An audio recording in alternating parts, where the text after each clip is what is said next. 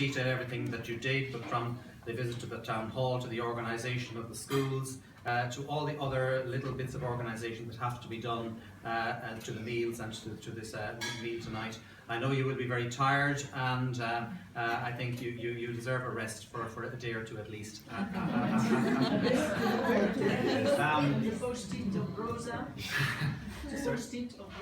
Yes, indeed. Now, just a few thoughts, and I'm not going to keep you here all evening.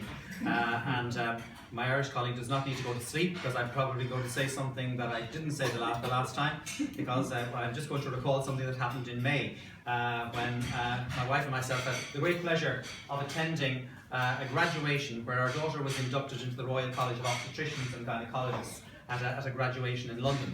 And I was taken by the remarks of the person who delivered the keynote address, because she's straight into territory that I occupy myself and that we as educators occupy.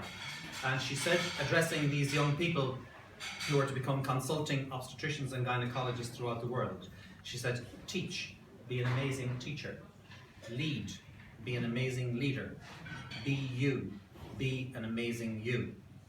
And of course I started to think about what it is to be an amazing teacher, an amazing leader, and an amazing professional. And of course there are thousands of books about it, but you don't want to hear that from me tonight. We'll leave that aside. There are thousands of examples of practice, but we don't want that tonight either. I just might confine myself to maybe just a few remarks of people who do inspire us in teaching and in leading. And I do recall a deceased teacher, principal and author from Ireland who came from Neil's part of the country, Brian McHugh, and he said that teachers plant seeds that fructify or grow later in each unique individual child. Quite like Charles Handy, the economist, who talked about the golden seeds of possibility that exist within each of us.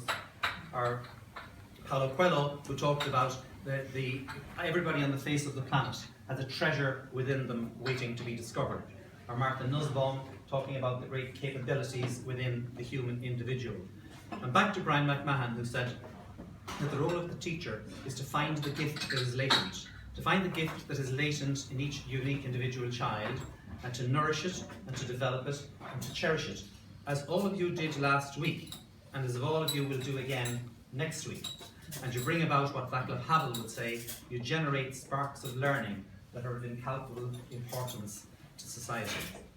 So in thinking then about being professionals and being amazing teachers and leaders, we do avoid failure and mediocrity, but rather we're guided by simple moral principles that take us towards idealism, but idealism without being illusional, and towards realism, where we recognize old values such as liberty and justice and courtesy, compassion and community. And also that we follow people who went before us, who were the kind of people who sought no exemption from the common obligation to give of themselves on behalf of their pupils. Or to echo Martin Luther King, who said in another context, and I said this one to you, to bend the arc of the moral universe towards justice. And so many of you do that in your classes and in your schools every year. There is an argument that can be made that those who are involved in education have the capacity to alter human history. You wouldn't want me to make that argument tonight because you want to go home tomorrow. Well, I'll take the shortcut. And when you visualize the seminal interaction that takes place between one pupil and one teacher in a classroom, and you see the transformation in one life that takes place there, and you add all those transformations in that classroom, that school, county, city, town, country, continent, and throughout the world, you get some sense of how you can make an argument that we can alter human history, those people in education. But don't take my word for it. We can go back again as many centuries as you want, but again, we've only got another 2 minutes. So, in the 19th century, Horace Mann said that education beyond all devices of human origin is the great equalizer of people, balancing the social machinery. When you think of what you do, equalizing and balancing. Thomas Sir Giovanni in the 20th century said that society entrusts its hold on humanity to schools and to educators. He didn't say that to the politicians, the clergy, the accountants or the lawyers, but rather to schools. And therefore that places a great responsibility on us. And now to the 21st century, they're saying he must be nearly finished. Barack Obama and many others have asserted that one of the greatest indicators of a child's success in the future is the quality of the child's teacher. So it behoves each of us to enable each child to be the author of his or her own life story and to fulfill his or her potential. And when we do that, and you do that all the time, we enable for them more justice, more opportunity, more dignity, more freedom, more integrity, and more humanity. And I'll pause on the humanity because these aren't new ideas.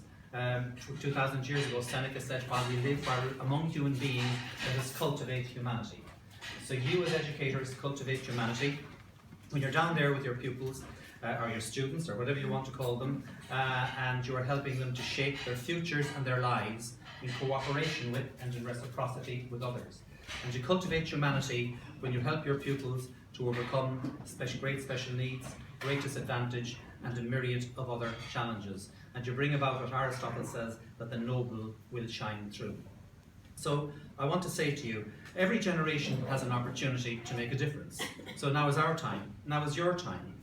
Now is your time to put your stamp on education in your own countries, and to put your stamp on education in Europe, and to bring new energies, new ideas, new challenges, new directions, as this project Digital Schools of Europe does, and as indeed many other projects that you're involved in.